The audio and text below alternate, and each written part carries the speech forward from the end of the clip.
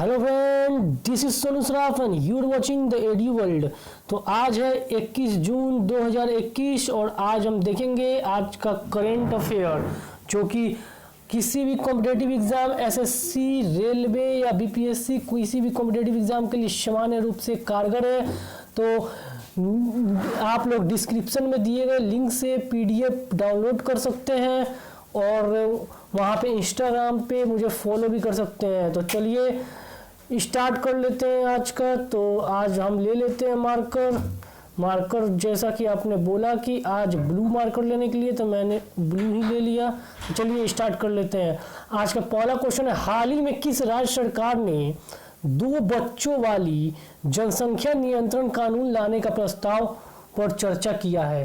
तो लगभग एक दिन पहले असम के सरकार ने इस पे चर्चा किया है कि वो कानून लाना है 2 बच्चों वाली, ताकि असम की जो जनसंख्या तेजी से बढ़ रही है उस पे नियंत्रण पाया जा सके। सरकार का कहना है कि जिसका भी 2 से ज़्यादा बच्चा होगा उसे किसी भी सरकारी सुविधा से वंचित रखा जाएगा। मतलब बहुत से सरकारी सुविधाएं होती है, ठीक है, जैसे राशन का मिलना, ठीक है, उस प्रकार के सरकारी सुविधाओं को बैन कर दिया जाएगा। प्लस उन्हें जॉब अपॉर्चुनिटी से भी, सरकारी जॉब अपॉर्चुनिटी से भी वंचित कर दिया जाएगा।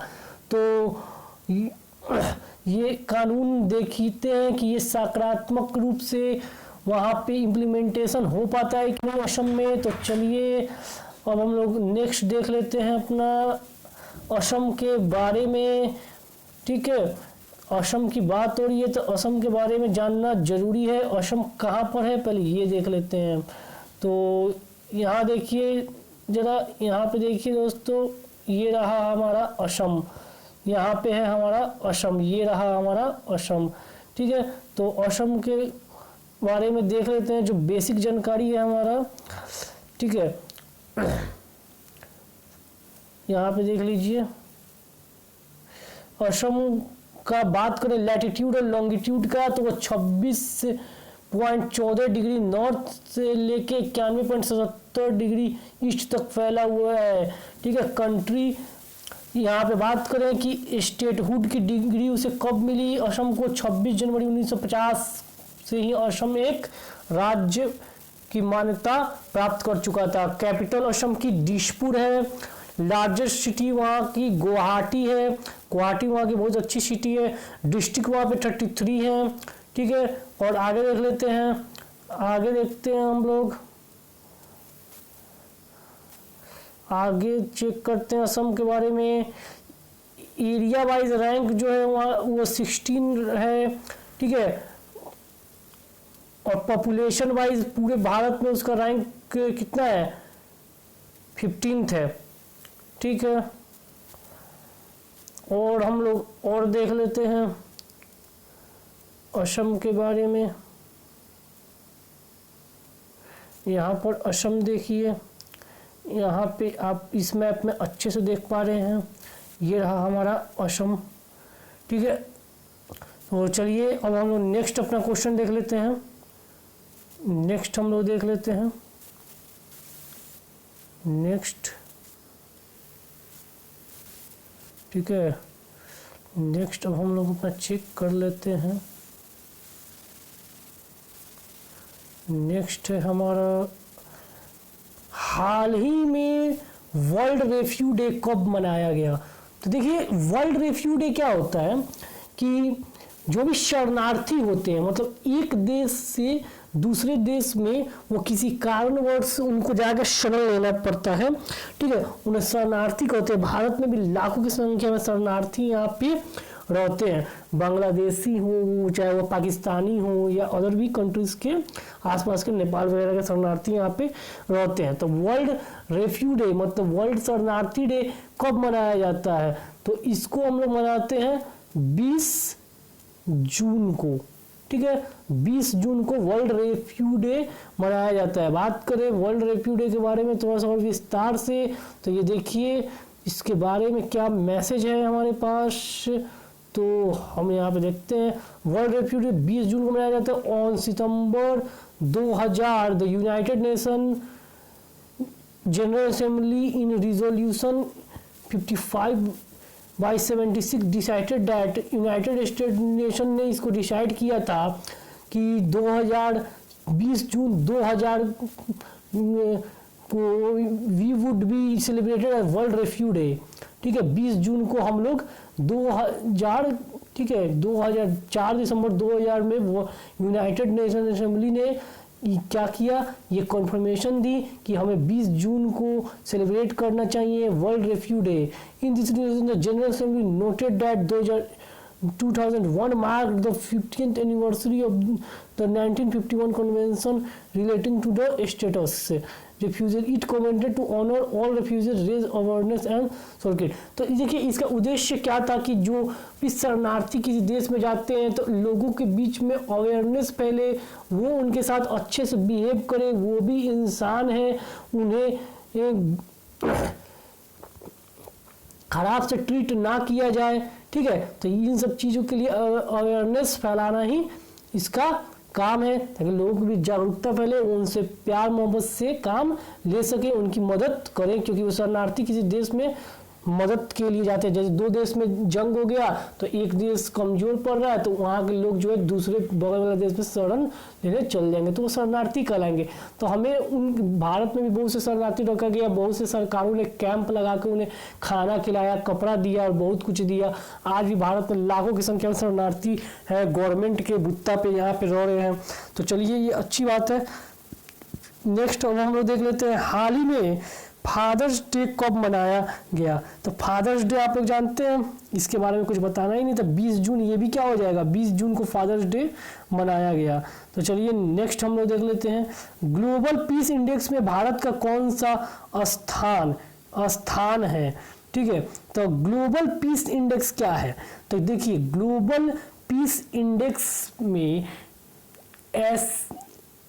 देखा जाता है कि वर्ल्ड लेवल पे ऐसा कौन सा कंट्री है, ठीक है, जो कि जहाँ के लोग जो है सबसे शांतिपूर्ण, बिना किसी खास विवाद के, ठीक है, अपने अंदर, अपने देश के अंदर कोई सी खास विवाद में ना हो, एकदम पीसफुल जिंदगी व्यक्त कर पा रहे हैं। प्लस उनका कॉन्फ्लिक्ट भी इंटरनेशनल लेवल के कंट्रियों के साथ, विदेश जिसे हम बोलते हैं, मतलब अदर्स कंट्रीज के साथ उनका कॉन्फ्लिक्ट भी ना हो, वो वार में उतना इंटरेस्टेड ना हो, क्योंकि उन्हें जरूरत ही नहीं पड़ती होगी। ठीक है, और वहाँ के लोग जो है एकदम पीसफुल जीवन शैली व्यतीत कर पा रहे हैं। तो भारत का रैंक क्या है इस पे, ठीक है, तो भारत का रैंक है 135। ठीक है, तो यहाँ पे हम लोग देख लेते हैं, यहाँ पे हम लोग देख लेते हैं, यहाँ पे हम लोग देख लेते हैं। ठीक है, तो भारत का रैंक है 135।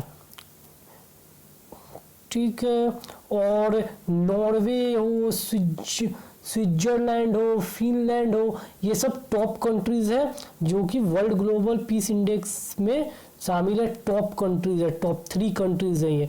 सबसे लास्ट में अफगानिस्तान है, उसके ऊपर ही पाकिस्तान है, 1-2 प्लेस ऊपर। ठीक है, तो अफगानिस्तान सबसे नीचे है।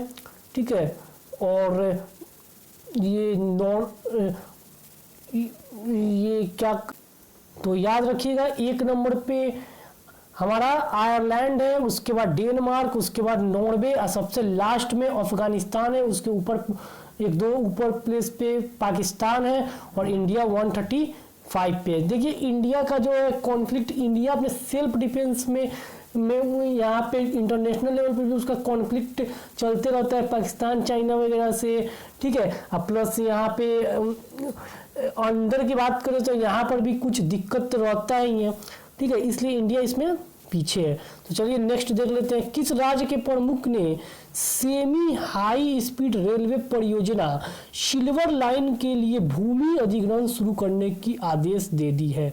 तो देखिए सेमी हाई स्पीड रेलवे परियोजना, सेमी हाई स्पीड क्या, तो बुलेट ट्रेन से वो जस्ट थोड़ा सा ही कम स्पीड वाले जो ट्रेन होते हैं उनको सेमी हाई स्पीड बोलते हैं, ठीक है। और सिल्वर लाइन क्या बोला गया है, तो यहाँ पे हम लोग समझते हैं मैप में, ठीक है। मैप में इसको हम लोग समझ लेते हैं। देखिए यहाँ पे, देखिए यहाँ पे मैप में हम लोग इसको अच्छे से समझ सकते हैं। तो यहाँ पे देखिए आप लोग, ये देखिए जरा,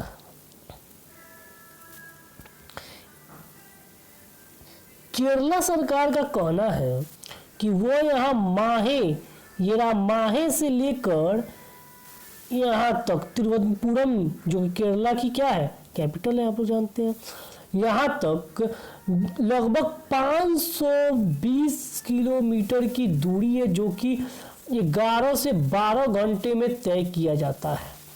तो उनका कहना है कि हम जो है एक ट्रेन यहाँ पे बनाएंगे, जिसका उन्होंने नाम क्या दिया है, तो उन्होंने नाम दिया है आपका शेमी, ये देख लीजिए, हाई स्पीड रेलवे परियोजना, जिसको हम लोग सिल्वर लाइन कह रहे हैं। तो उनका कहना है कि वो सिल्वर लाइन जो है विकसित करेंगे, यहाँ से यहाँ तक जाके 11 से 12 घंटा का जो समय लग रहा है वो 4 घंटे में तब्दील हो जाए, ठीक है, 4 घंटे में तब्दील हो जाए। तो आपको मालूम होगा कि एक चीज आप देखिएगा कि किसी भी देश हो, राज्य हो, उसके डेवलपमेंट में जो सड़क की भूमिका होती है वो ज़्यादा होती है।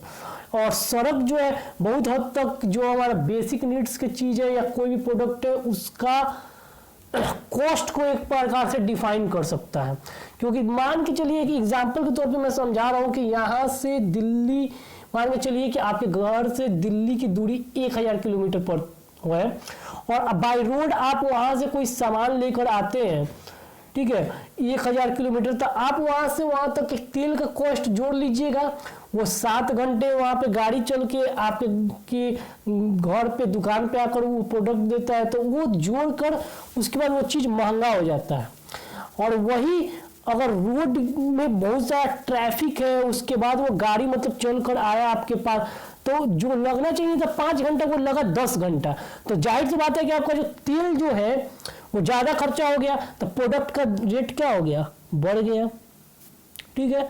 और वही अगर वहाँ पे वेल डेवलप्ड सड़क बना दिया जाए, 4 लेन, 6 लेन, 7 लेन, और उसके बाद वो जो है 5 घंटे का रास्ता है तो वो 5 घंटे में ही पहुंच जाए, तो जो कॉस्ट, जो भाड़ा, जो तेल पे खर्च हुआ वो कम हुआ, ट्रांसपोर्ट पे कम हुआ, ठीक है। तो इससे क्या होगा कि चीज़ें सस्ता लोगों को मिलेंगी।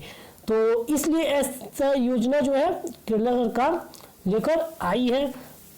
बहुत ही बेहतरीन सोच है यहाँ पर। तो चलिए यहाँ पे फिर हम लोग चेक कर लेते हैं। तो इसी को बोल रहे हैं सिल्वर लाइन, ठीक है। तो इसकी मंजूरी दे दी है केरला सरकार ने। तो केरला के बारे में देख लें तो केरला की राजधानी कौन सा है, तिरुवनंतपुरम, ठीक है। फॉर्मेशन कब हुआ था केरला का, 1 नवंबर 1956 को। केरला में डिस्ट्रिक्ट कितने हैं तो आप लोग जानते हैं 14 है।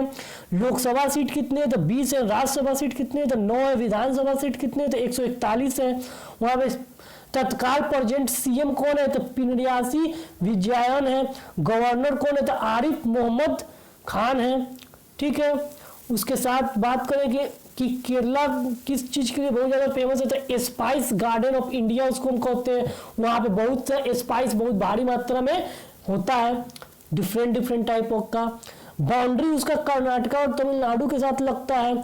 और लेक की बात करें तो यहाँ पे बहुत इंपॉर्टेंट लेक है जो कि इससे क्वेश्चन बन सकते हैं। तो आस्तामुंडी लेक, पेरियार लेक और वेमडावंडी लेक, पारावूर लेक, ठीक है। इसको आप लोग याद रखिए। नेशनल पार्क, ये इसके मैंने डिस्क्रिप्शन में लिंक दे दिया, आप लोग पीडीएफ डाउनलोड कर सकते हैं नोट्स का। नेशनल पार्क की बात करें तो ये सारे इंपॉर्टेंट हैं, ठीक है। तो इतना आप केरला के बारे में जरूर याद रखिए, ठीक है। यहाँ से क्वेश्चन बन सकते हैं। तो चलिए नेक्स्ट देख लेते हैं। नेक्स्ट है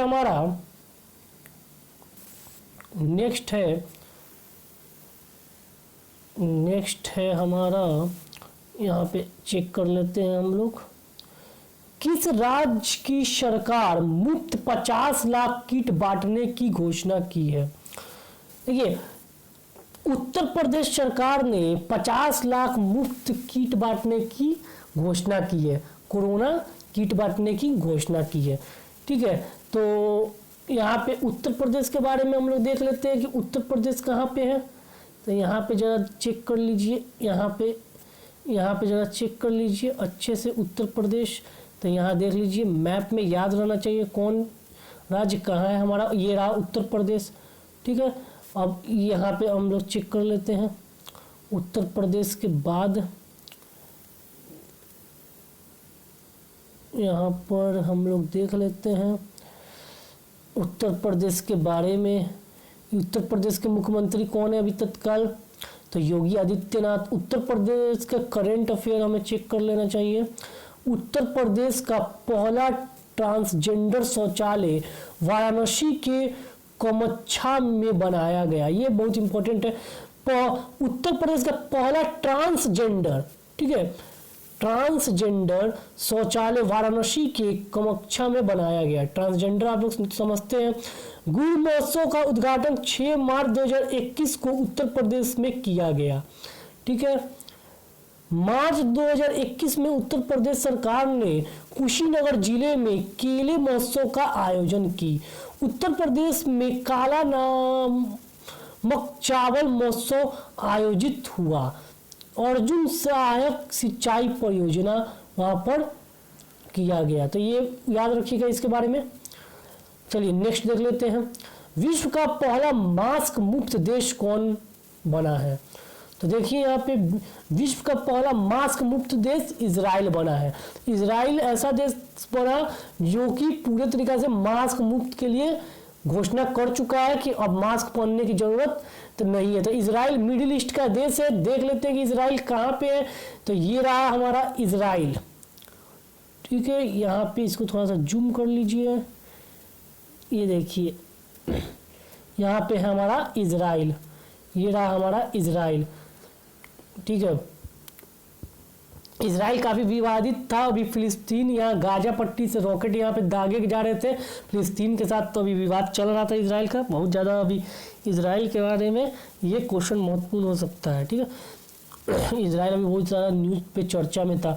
तो इजराइल जो है मुक्त क्या हो चुका है, कोरोना वायरस से पूरी तरीक़ा से मुक्त हो चुका है एक प्रकार से बोले तो इजराइल की बात करें तो इजराइल में क्या है यहाँ पे चेक कर लेते हैं। ये देख लीजिए,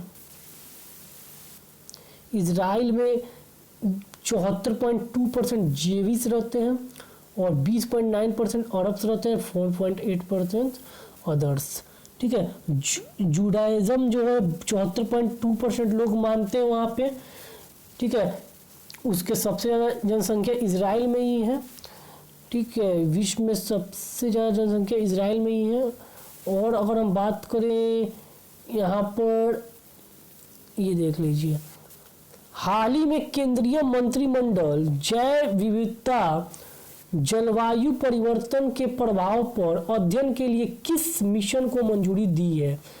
तो देखिए, जैव विविधता जलवायु परिवर्तन, जैव विविधता जलवायु परिवर्तन के प्रभाव से, जो जलवायु परिवर्तन हो रही है तो उसके प्रभावों का अध्ययन करने के लिए एक मिशन की मंजूरी दी गई है। उस मिशन का नाम डीप ओशन मिशन रखा गया है। सिंपल है। तो यहाँ पे ये देख लीजिए नेक्स्ट, हाल ही में पर्यावरण के क्षेत्र में सहयोग विकसित करने के लिए भारत ने किस देश के साथ समझौता किया है? तो पर्यावरण के क्षेत्र में सहयोग विकसित करने के लिए, पर्यावरण के क्षेत्र में इन्वायरमेंट के फील्ड में सहयोग विकसित करने के लिए भारत ने भूटान के साथ समझौता किया है। तो देख लीजिए यहाँ पे है हमारा भूटान। ये रहा हमारा भूटान। ठीक है, और यहाँ पे भूटान का बात करें तो यहाँ का लार्जेस्ट सिटी ये रहा थिम्पू।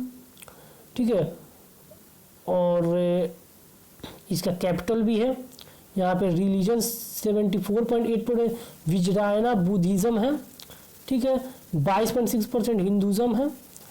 ठीक है, और 1.9% बोन एंड अदर्स है। इंडियंस पे 0.5% क्रिश्चियनिटी, 0.4% इस्लाम एंड 0.2% अदर्स है। ठीक है, और देखते हैं प्राइम मिनिस्टर यहाँ पे लोटाए टेजरिंग है। ठीक है, तो ये है हमारा भूटान के बारे में। टोटल एरिया की बात करें तो 38,394 किलोमीटर और स्क्वायर यहाँ पे एरिया है। ठीक है, तो इतना आप लोग याद रखिए। जीडीपी इसका देख लीजिए 7.701 बिलियन है। ठीक है, ये आपको याद रखना चाहिए। इसका पॉपुलेशन कितना है, 165वां नंबर पे आता है दुनिया के 165वां पॉपुलेटेड देश में। बहुत पॉपुलेशन क्या है इसका, कम है। तो चलिए यहाँ पे देख लेते हैं। अब हम लोग डेंसिटी की बात करें तो 162वां नंबर पे आता है।